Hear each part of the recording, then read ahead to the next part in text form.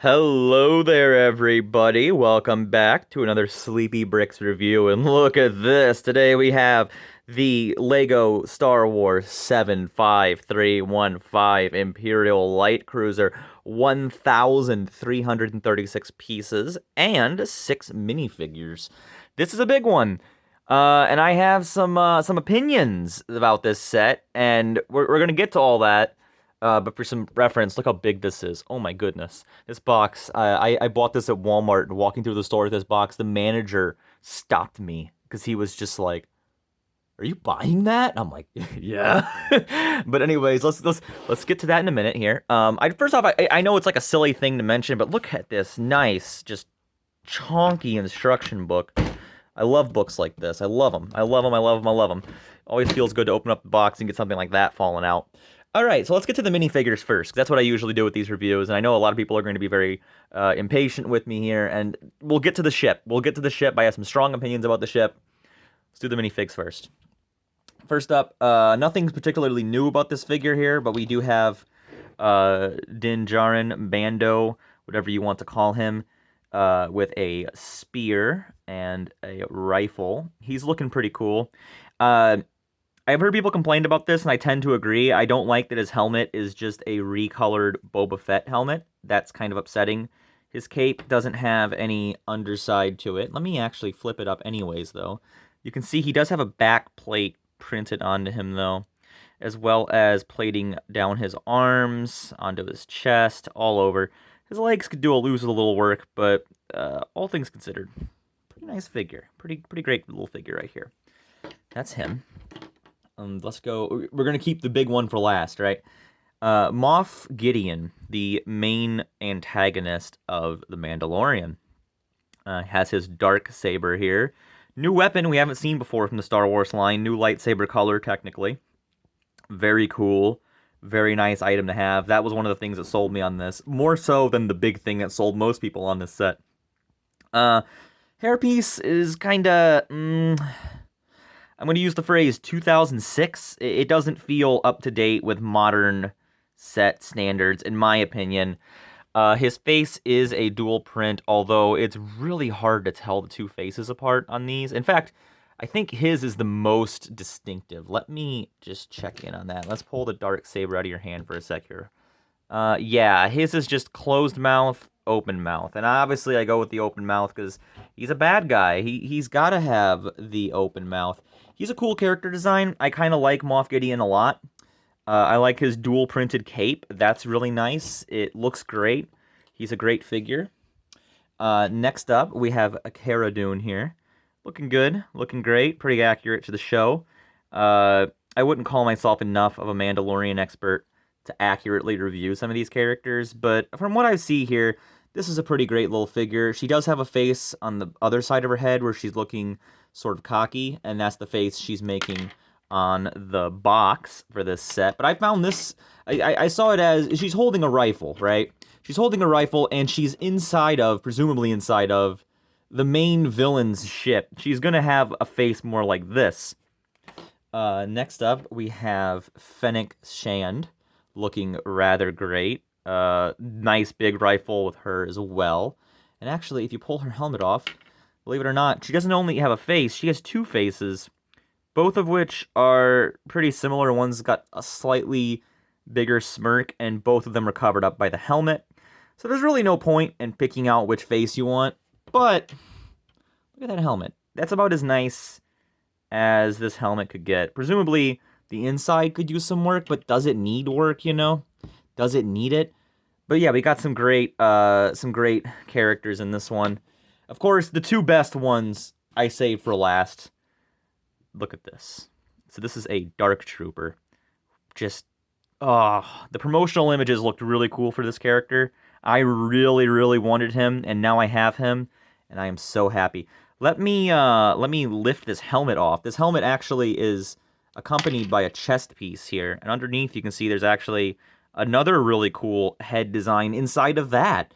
Isn't this awesome? The only complaint I have is I wish he had some sort of jetpack on his back, because in the show, there are a few scenes where we see Dark Troopers with thrusters on their backs. I think they could have added that, and it would have been no big deal. I would like to see what they use that head print for in the future, though, because that seems like it could be useful for more than just Dark Troopers. And finally, we have a baby figure of none other than Grogu himself, Baby Yoda, the child, whatever you want to call him. I'm going to call him Grogu. Actually, it's interesting. Earlier prints of this box, I'm pretty sure, referred to him as the child, but this one has Grogu very proudly printed on it. Very strange. But, kind of lacking in the printing department, but overall, a pretty great little figure. Pretty nice, pretty fun. It's something, it reminds me of those old Yoda figures, you know? It has that same feel to it. Alright, it's alright for what it is. But let's get to the real deal here. Oh boy. The Imperial Light Cruiser. The largest ship I currently own in my modern collection. We have these turrets here. They turn. You can press down on these to fire. These move. You have these smaller turrets here on the side, as well as some docking ports that don't really do anything. We got this little thing here, these little TIE fighters. You can pull out the side, and you can stick them in the front, shoot them. I found that feature. It doesn't really work too well, though. And the reason I'm not showing that feature is because I have a very strong opinion about the front. We've got another Lady Liberty situation on our hands here. This part is made more structurally stable, so you can actually lift the whole set from here. And it does not feel good, and it does not look good to do this, but it is entirely doable. That is held on by Technic bits. It is not actually connected to the real set itself. In fact, you can kind of see there's a bunch of stuff here that gives the facade that it is, but it's not. There's our little docking ports there for the TIE fighters. Not accurate to the show, but it's fine. And then on the back here, I've heard people complain about these thrusters. They're alright. Definitely not accurate, for sure. I don't like the use of a transparent blue. They need something underneath it to make it pop more. It doesn't pop, you know?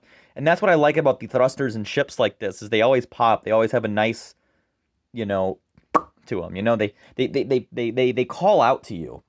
And this one just doesn't do that. I'm trying to get this done kind of quickly because my phone is very limited on space. There's some detailing on the side here that I would like to see. I wish it had the big rounded bit right here.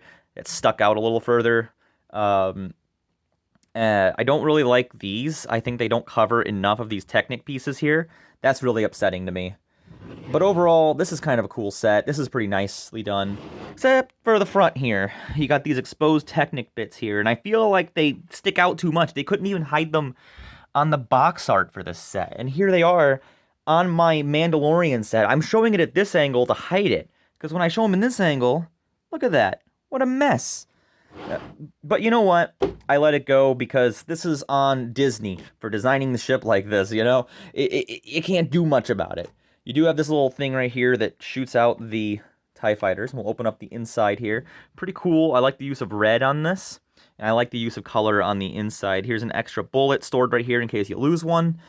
We have this right here, which contains a thermal detonator. And this box here contains a pair of binoculars.